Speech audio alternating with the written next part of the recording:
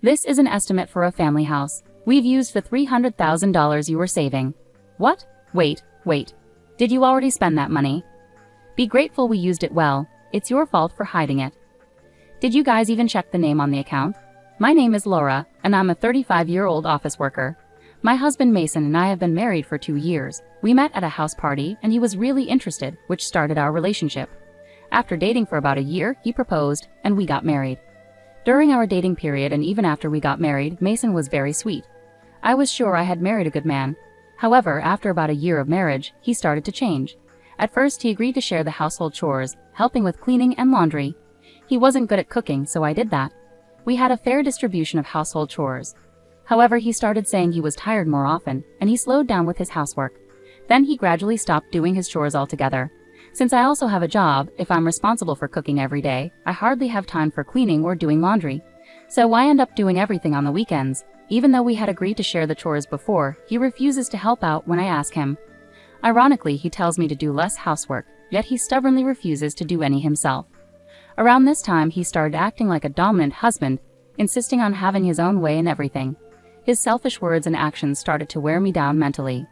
Another person who bothers me is my mother-in-law. She has a knack for showing up unannounced at our house, perfectly timed for when I get home. I haven't even prepared the food, and the room isn't properly tidied up. It's really troublesome because she comes over in this state and then walks around the house criticizing me. What's this? How messy. How much are you slacking off in housework? I can't believe you're making Mason live in such a dirty room. You're a failure as a wife. It's really hard being nagged at by my mother-in-law when I come home tired from work. Cleaning and doing laundry are supposed to be Mason's responsibilities. Even when I try to explain the situation, she doesn't listen at all. What are you saying? My son is working, isn't he? He shouldn't have to do housework. Well, I also work. It's different for you who works half-heartedly. Mason works hard, battling the harsh waves of society. I work really hard too, but no matter what I say, it doesn't seem to get through to her. She was never a reasonable person to talk to in the first place. Anyway, what are you making for dinner today? You have to make sure Mason gets proper nutrition. Well, today I'm making fried chicken, salad, and some soup. That's not enough. Make 2 more dishes.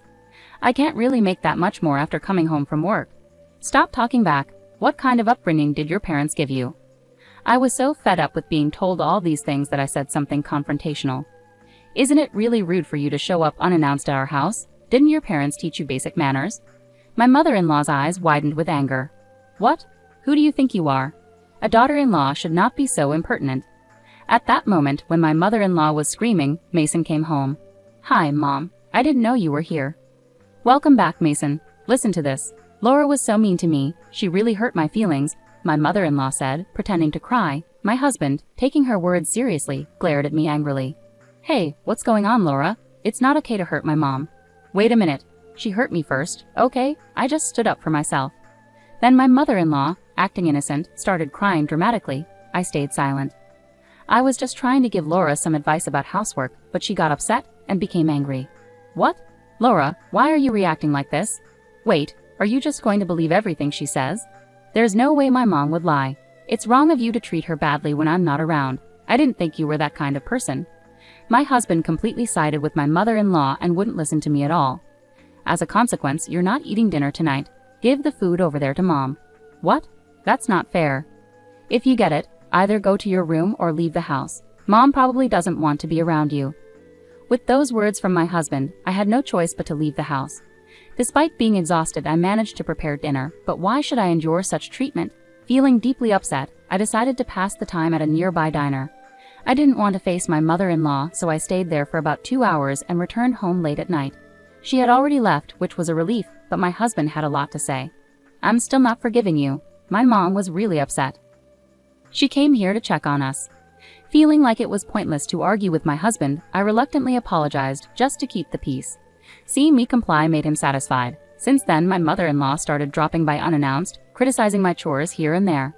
When my husband came home, she'd say things like, I want to have dinner alone with Mason, and either send me away or they'd go out without touching the food I cooked. My husband always took her side, and a pattern formed where my mother-in-law would start arguments with me for no reason, and I'd end up getting scolded by him. It became so draining and tough on me mentally that I decided to talk to my father-in-law about it. He looked genuinely sorry because he had no idea my mother-in-law was visiting our house so often. I'm really sorry. I didn't know because she always said she was going out to eat with her friends. No, it's not your fault. I've been giving her money for meals because she says it's hard for her to socialize with friends. Didn't you know about this? I had no idea. I see. I'm really sorry. My father-in-law apologized to me several times. I felt relieved because he promised to talk sternly to my mother-in-law. However, just as I started to feel some relief, my mother-in-law visited our house again and started complaining to me. You're really cowardly, going behind my back to tell my husband about me. I'm just coming to check on you and Mason. It's really disappointing. She said those things angrily, but I couldn't take it anymore. I heard you've been receiving money from father-in-law every time you visit our house. He said it's for meal expenses, but why haven't we seen any of that money? Are you keeping it all for yourself? Tootie, what are you saying? That sounds awful. I use that money to treat Mason when we eat out. But father-in-law said he gives it to you each time. You've eaten at our place several times too, haven't you? What if he knew you were keeping most of it? You're such a troublesome daughter-in-law. Are you trying to make things difficult for me? I'm the one who's troubled here. Please don't come over so often. Shut up. I'm just visiting my son's house. I'm not here to see you. With that, my mother-in-law flopped down onto the sofa. I don't want to see your face. I'll be here until Mason comes back, so please go somewhere else. Completely fed up, I didn't want to deal with her anymore. I decided to stay in my room. Later, my husband came home and started chatting cheerfully with her in the living room. Not wanting to hear their complaints, I quietly slipped out while they were talking and went to a diner. I returned home about 3 hours later. My husband was already asleep, and my mother-in-law had left, so it was peaceful. I went back to my room. That's when I noticed something was wrong. I checked my closet and realized my favorite branded purse was missing. I immediately suspected my mother-in-law. She must have taken the chance to sneak into my room and steal it while I was out. Unbelievable. I talked to my father-in-law right away. He was shocked. Really? I can't believe she'd do something like that. At first he was skeptical, but when I showed him a photo of when I bought the purse and gave him the serial number I had kept, he agreed to investigate while my mother-in-law was away. I'm so sorry for my wife's behavior, Laura, he apologized sincerely. We met at a cafe where he returned the purse and apologized repeatedly. I really don't know what to do about those two. I need to find a way to teach them a lesson. After saying that, my father-in-law seemed to have an idea. I was surprised to hear the plan he proposed. Would it really work? Later, I decided to go along with my father-in-law's plan. As usual, my mother-in-law came to our house and immediately glared at me. You haven't been stealing anything, have you? What do you mean? My purse has been stolen. Hey, that purse was originally mine. That's unfortunate. I suspect you're the one who took it. Why would you think that? Humph, because you don't seem to have received a proper education. Is that so? Should we report it to the police? No, there's no need to go that far. My mother-in-law didn't want to involve the police because it would expose her as the thief. But I anticipated she might search through my room again, which was exactly what I was counting on. When my husband came home, I intentionally left the house. I made sure there was nothing valuable in my room and moved all my expensive items to my parents' house. I had already discussed divorce preparations with my parents, so my room only had essential items for daily use. Except for one thing. I returned home earlier than usual on purpose. My mother-in-law was just about to leave, and I noticed she and my husband were exchanging smirks. Seeing their expressions, I realized they had fallen into a trap. It seemed like my father-in-law's plan was working. On the weekend, my mother-in-law visited again. Not wanting to deal with her, I stayed in my room. But then both she and my husband called me out. They had smug looks on their faces. We didn't think you'd have that much saved up, my mother-in-law said. What are you talking about? Don't act clueless. We're talking about the money in the savings account. You're so stingy, not even telling Mason about it. I generously used it for the family's benefit. What do you mean? My husband and mother-in-law started showing some estimates on the table, smirking. This is an estimate for buying a family house. We used the $300,000 you saved. Why? Did you already spend that money? You should appreciate that we used it wisely. Why would you make such a decision without asking me? It's your fault for keeping it a secret. We used my $50,000 in savings and bought it outright. No interest that way. I can't believe it. Making such a major decision without involving me. Huh, do you think you have a say in this? Of course I do. And starting now, you'll do all the housework like a slave. If you want to leave, go ahead, but remember, it was mostly your money that paid for this. You wouldn't want to waste $300,000 and leave alone, would you? My husband and mother-in-law burst into laughter. It was utterly disgraceful. I couldn't believe it. I married such a terrible person. Deep down, I had hoped my husband was a good person influenced by my mother-in-law, but it seemed that wasn't the case. I have no regrets now. I took out the divorce papers I had hidden in a drawer and handed them to my husband. "Let's get divorced." My husband and mother-in-law were taken aback. "Are you serious? You're making a big mistake," my husband exclaimed. "I'm sorry, but I'm not losing anything," I calmly replied. "Huh? Did you guys check whose name is on the account?" "Huh?" As I said this, my husband quickly checked the account details, and both he and my mother-in-law looked shocked. "Why is it under my name?" she shouted in disbelief. "Hey, what's going on, Laura? Did you steal my mom's bank book?" "Please don't say such things. I was entrusted with it by my father-in-law." But they didn't believe me, even as I tried to explain. "Stop with the lies. That can't be true." "That's right, you thieves. We'll take you to the cops." As soon as they realized they were in trouble, their attitude changed. It was despicable. "Feel free to involve the police. I'll show them the footage from the security cameras I installed in my room. It clearly captures both of you breaking into my safe and taking things." They paled at my words. "But you're also guilty of taking my mom's bank book." "That's right. You're going down with us."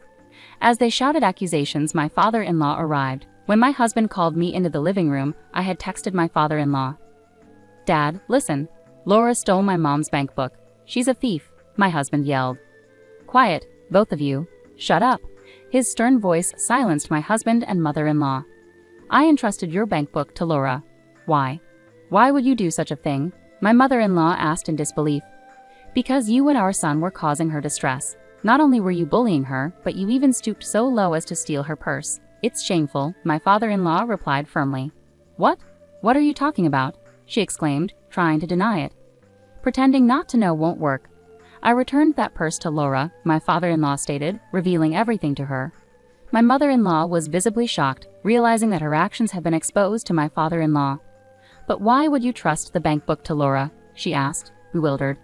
"If you're the kind of person who would thoughtlessly steal your daughter-in-law's purse, then you would definitely try to access a safe if you found one. It was a test I set to see your true intentions. I never expected you to go as far as buying a whole house," my father-in-law explained, sounding astonished.